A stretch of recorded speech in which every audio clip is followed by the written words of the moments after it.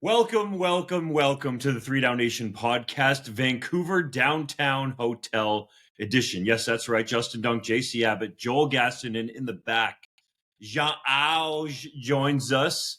Yeah, we stuffed him back there and we told him, be quiet, okay? Don't talk too much. I got lots of room. This is great. It's always what you've wanted, eh? I'm a big man. I need space. I'm not a little wiener who wears a hoodie and a sport coat everywhere. That's why you talk to me in the middle, eh? You're like, yo, get your little wiener butt in the middle so we can record this. And Joel is We just don't want you to be cold otherwise. You're always complaining about how cold you are. Yeah, it does help. When you're in the middle of certain things, it can generate body heat. But anyways, I digress. Let's talk about Grey Cup week. Chop it up a little bit going into the 111th edition of this game. Fellas, for my money, this has been the best Grey Cup festival, the best buzz around a city that I've ever seen covering a Grey Cup. Now, we're not veteran in terms of some of the other people that have covered, 20 plus Grey Cups, let's say. But I think it's been a great week. Let's start with Mr. Abbott. What do you think of your home city? I think there have been some fantastic pluses. I think all the outdoor parts of the festival have been amazing. The lines for the zip lines have been around the block. You didn't do it yet, though. I have not done it yet. I'm just on the border of the weight limit, and I'm not sure I fully trust it. But there's been lots of engagement with that, lots of outdoor concerts. I think all of that's been fantastic. The venue itself for the convention center, I like it, but it's a little bit too big, I feel, in certain areas. Some of the team parties are too massive. Bro, come on. Even when there's You're a so large... nitpicky. Would you rather be stuffed into a You gotta find room? something to hate. Were you actually at the parties yesterday? Who, me? Yeah. No, but I've been watching. What? I've seen them, bro. We were there. We're doing cares? journalism. on Why the are you ground. complaining? Let you see have his You're doing moment. party journalism? Is that what it's called? Wow. You asked about the festival, and he's talking about the festival's events. He's complaining that the rooms are too big. Like, it's just like, come on. Let the man talk. There's a couple hundred people in Ragarville, and it still feels empty because it's too big of a room. I have So a photo of this is- Ragarville. It was maybe 5% full when we It- were there. With it's Jamie now. been a consistent theme in conversations with people that they feel the rooms are a little bit too big and it's killing So the they atmosphere. should make a convention center with expandable and shrinkable rooms. Most convention centers have rooms that are curtained off so that they can be specially sized for events. You That's how guys are convention center divas works. now. I leave you for one night by yourself and you turn into raging divas. Just saying. A little bit too much space in there. Other than that, I think they've nailed it with a lot of the events and the engagements. It's been a really good showing by BC and the city of Vancouver. Gas, tell these guys what's up. I mean, it's clear that, if you were here in 2014, when, BC last hosted this game, it's very different. People are very engaged. Like, it's clear the ownership of the Lions has made this work. And yeah, the outside stuff has been fantastic. I went to Randy Ambrosie's State of the Fan League address the other day. And it was like, the lineup for the zip line was started an hour before it even opened. Everyone was trying to get in that thing, and they've had these little like XP points around, so you can like gain points to, I assume, cash in for stuff. So yeah, I think from that regard, it's been good. It's been fun, no question. Hodge in the back, what do you think? I mean, I first of all suggested to the CFL that Randy Ambrosie zip line into his state of the league. That would have been epic. They didn't go for that, which, I mean, I was a little offended, but it's okay. To me, the festival has been sensational. I will say I walked the seawall yesterday, which for those who aren't familiar with Vancouver, it's like a 15-minute car ride kind of northeast of the downtown area. And I walked all the way back, and as I was walking, I saw a ton of Ticats gear. There's lots of Argos gear, some all 9 teams, but I was noticing especially a lot from the east, which is cool considering that we're all the way out on the west coast in Vancouver. Obviously, lots of bomber gear as well, lots of rider gear. The parties yesterday, we went with the 4 of us, Jamie and I, Pablo Herrera Vergara, who's our Montreal contributor, in and around things yesterday. Stamp's house was excellent. The drone show was really slick. And the BC Lions Den party, like we were there during that unbelievably stupid fight that happened yesterday. That I think actually made my IQ drop the more that I watched it. But the issue was there's probably between, I would guess, 2,000 to 3,000 people, Probably. and it was maybe 30% full because it was just an unbelievably large space. Now it's possible, like we're recording this Saturday night of Grey Cup is obviously usually the biggest week, night before the game. So it's possible that that venue could be more full. But I agree with JC, and we were, by the way, Mr. Dunk, stopped along the way. It was the best part of the festival is you get to see all these people. We talked to many, 30 and 40 time Grey Cup attendees, and they all said the same thing. This is amazing. The rooms are just too big. So Spirit of Edmonton was empty. Ryderville was empty. Well, hold on. When you say empty, what do you mean? I got a picture I could show you of the 60 people who were there if you want. Okay. Just, I want it defined a little more. That's all. I would say Spirit of Edmonton had about 70 people. Ryderville, maybe 100 tops in a room that could have comfortably held 2,000. So 100 people can be a great party. You just can't be in a gigantic room. So that's really the only negative I would say. We talked to Amar Doman, we should mention, after he won the Commissioner's Award on Thursday. He is exceptionally happy with how the festival has gone. He called it a 12 out of 10. That is a quote. And when asked about the way he feels about the CFL after being an owner now for 3 years, he said the only thing he didn't realize going in is that the league is even more awesome than he thought it was. Like, this is a guy who is not having any buyer's remorse. The energy is palpable. He said that he sees the BC Lions being in his family for decades to come. So clearly this is an individual who, didn't buy this team on a whim and is now going, oh, geez, I'm losing money. What's going on? Like, he is full bore into this thing. And obviously he deserves a lot of credit, as does Carolyn Cody, who's involved in the marketing of the BC Lions. And of course, all of the staff members and volunteers who have helped put this amazing event on. Hodge, I thought you didn't want to talk about Grey Cup week for too long. Yeah, but I didn't. It's all relative, right? Time is relative. Let's talk about some football. The game. Bombers, Argos, getting after it. Nick Arbuckle, it's been well documented, starting this game for Toronto after Chad Kelly suffered that horrific leg injury. And he's been on social media tweeting some nonsense that I don't even understand. Like, bro, Are what we are sure you it's doing? English? Like, Well, it Google might Translate can't Down pick it on up. your phone, okay? Just for one time in your life, put it down. On the other side, you have Zach Caleros, Brady Oliveira, and the laser-focused Winnipeg Blue Bombers. Guy in the back, I'll let you go first. Who you picking and why, and who is your MVP and MVC? Coming into this week, I was going to pick Winnipeg, but not to cover. The line opened at -7, grew to -10.5. It has since shrunk. Actually, the last I looked at it before sitting down to record this, it was -8.5. So it is close to where it opened. For me, though, the change that happened over the course of the week, spending more time with the Bombers, spending more time with the Argonauts, I just feel like the Bombers are a little bit more businesslike than they have been the last 2 years. And that's not to say that they weren't serious, right, about this team and this game the last couple of years, but they have a curfew this year. They need to be in their hotel by 11 o'clock. I spoke with one of the members of the team on my walk on the seawall, actually, who I ran into, and he said, you can get a lot of trouble in Vancouver. Regina and Hamilton the last 2 years, probably not as much, but Vancouver's certainly a place you can get into trouble. They feel dialed in. They feel like they know they blew an opportunity the last couple of years to cement their dynasty.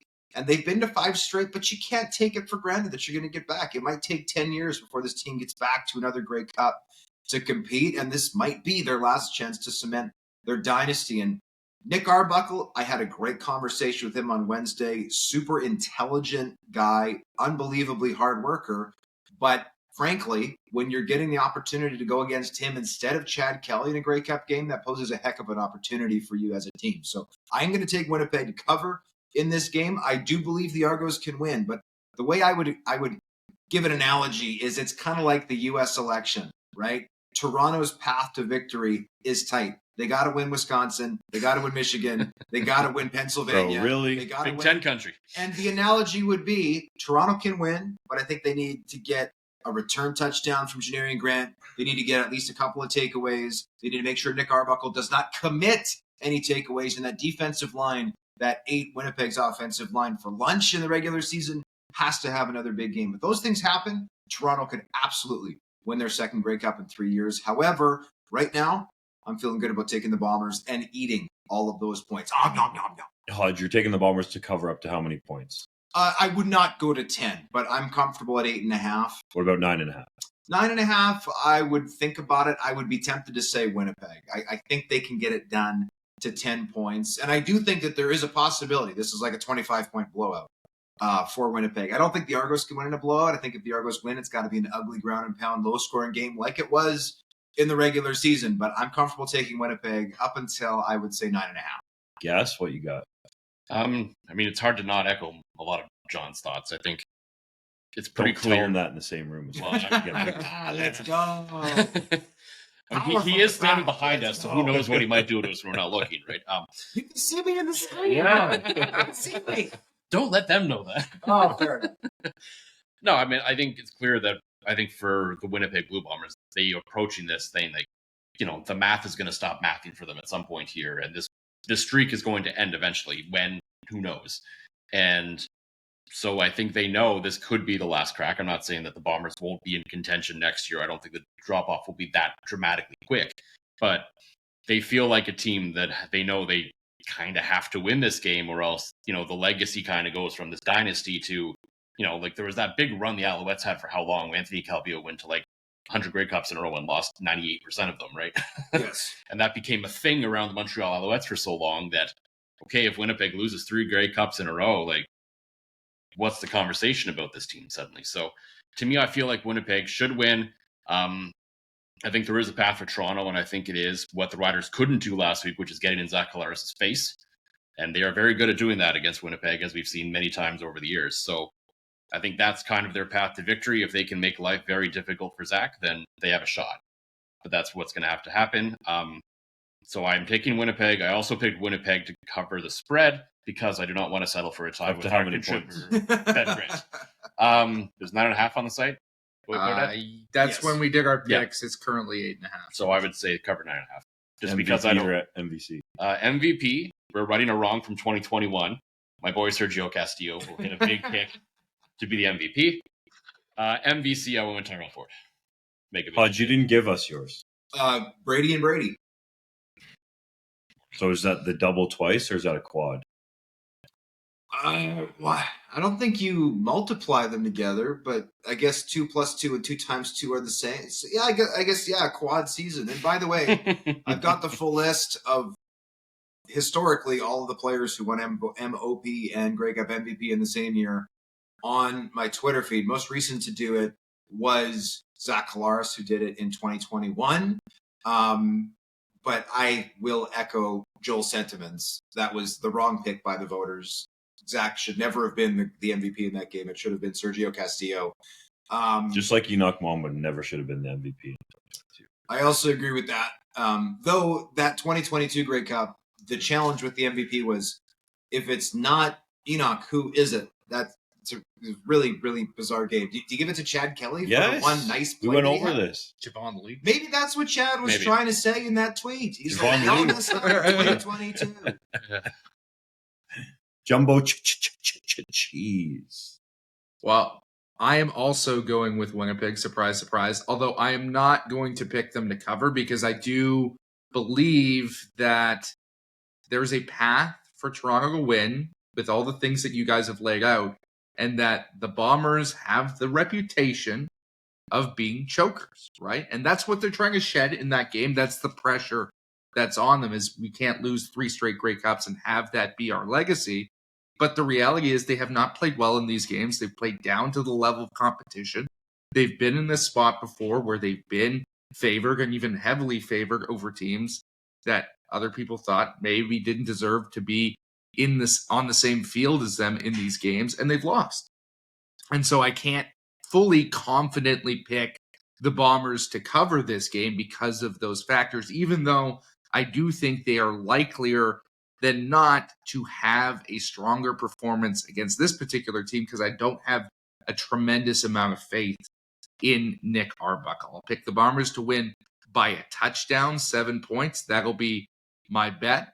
My MVC, that's going to go to Tyrell Ford. I think if they win this game, it's because he's going to have at least one pick on Arbuckle. And MVP, I will go with Zach Collaros. I think he's going to finally get it done. If they win it, it will be because he plays well finally in a Grey Cup game. And to me, this is simple. The Bombers are going to win a close game. Argos cover. And I think Toronto's a house of cards. You talk to people around the league, they're surprised that the Argos are here, without a true president. And Michael Pinball Clemens, with all due respect, is not a true general manager of this football team. I don't want to go into the depths of that, but it's a house of cards, okay? And I think having Nick Arbuckle in this game is not going to bode well for them, even though they're cutting down the playbook and trying to make it more easy for him to be effective in this football. I just don't see it, guys. Like, I don't want to make a statement, like my colleague Arash Madani made last year, where he didn't think Cody Fajardo could play well in the big game, and he owned up to it after, right to Cody's face. So I'm not saying that the Argos can't win, and I do think it'll be a close football game, because I think this Argos front is really, really good, potentially the best front four in the league when you look at them from a combination perspective. But I just think that the Bombers are going to dominate on the ground with Brady Oliveira. He's going to be the MVC, in my opinion, and Zach Collaros is going to be the MVP. I think he's going to change his legacy and the narrative about him not playing well in Grey Cups. And the Bombers win their third in 5 years, cement that dynasty status. We're not just talking about them being dominant anymore. Dynasty. Like, this team is focused, but I think they're also comfortable with the spotlight. Like, that's what's really stuck out to me, Hodge. I don't know if you've recognized this, especially with Zach Collaros. I know you want me to say his name a different way, but I'm going to go with Collaros. Correct. He's become more comfortable in front of the camera in terms of showing his personality a little bit. Is he super engaging in front of the camera? No. Is he the best interview? No. But he knows exactly what he's doing there, and he's shared some things, right? He was upfront and honest with me about how Travis Kelce got his jersey and wore it on the New Heights podcast. In the past, he'd kind of shy away from that. He was asked about being a Taylor Swift fan this week, if he was a Swiftie, and he was asking, the TikToker, social media dude, or whoever it was, to define what a Swiftie is. Like, I think he's comfortable now, and I think that's going to bode well for him in this Grey Cup game. I wonder if the Kelce brothers have rubbed off on Zach a little bit in that regard, because they have become such unbelievably popular faces, right, in NFL circles. I know that I've never once gone out and sought after the New Heights podcast, but on social media, whether it's my TikTok feed or whatever else, I see them all the time. Interestingly, the Bombers, if you read our depth chart articles up at 3downnation.com for this game, I think they've given us a hint as to what they're going to try to do defensively. They dressed 11 defensive backs in the West Final against Saskatchewan, consistently dropping 9 players back into coverage, trying to make life difficult for Trevor Harris and his decision-making. They have flipped the script here in the Grey Cup. They are dressing 4 defensive tackles. They did not do that last week. Kyle Sampson, second-round pick out of JC's alma mater of UBC, will actually make his CFL debut. He did not play any regular season games. He's dressing tomorrow, which is wild.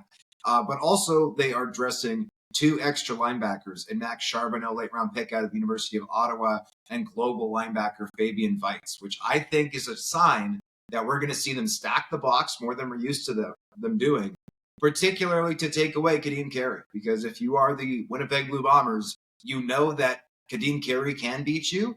I don't know if they think Nick Arbuckle can beat them. So it wouldn't be surprising to me to see them running more run-type blitzes than we're used to seeing from them, especially in the early going, seeing if they can shut down Kadeem Carey, force Nick Arbuckle to hurt them with his arm. And if he does, then maybe we see the team pivot a little bit more back to what they're accustomed to doing, rushing 3, dropping 9.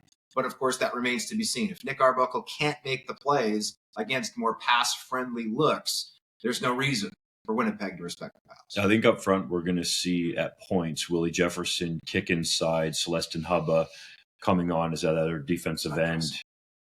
Yes, he is. Yes, he is. Yes? Yes, I he's changed on it the in your roster. article. Don't worry. Oh, okay. My apologies. Bro, how many mistakes are we going to make this week? Well, JC fixed it, so it doesn't count. Okay. Anyways, Celestin Hubba is dressing and playing in this game. And I think the real matchup on the inside to watch is when Willie Jefferson kicks inside there against Dylan Giffen and Anthony Vandal, the two guards for the Argos, who are big fellas, and I'll say this nicely, but aren't the most athletic. There's a definite advantage there if you kick Willie Jefferson inside, or even some of the other pass rushers that the Bombers have. I would look for that up front to potentially be a difference in this game. Yeah, that could be a real mismatch. You talk about Anthony Vandal. I love the guy personally. One of my favorite draft prospects that I've covered just from a personality standpoint. Super nice dude to talk to. But you're talking about Mr. Irrelevant from a draft 2 years ago, who is now in his rookie season starting at guard for the Argonauts in a Grey Cup game, going up against a future Hall of Famer in Willie Jefferson, potentially on some of these pass pro reps. That is the definition of a mismatch, and it could be crucial in this game. All right, fellas, that's it. 111th Grey Cup. Get at you. They expect 50,000 plus. The Jonas Brothers playing at halftime, Hodge's favorite boy band. So keep it all locked at 3downnation.com for the goods after the game.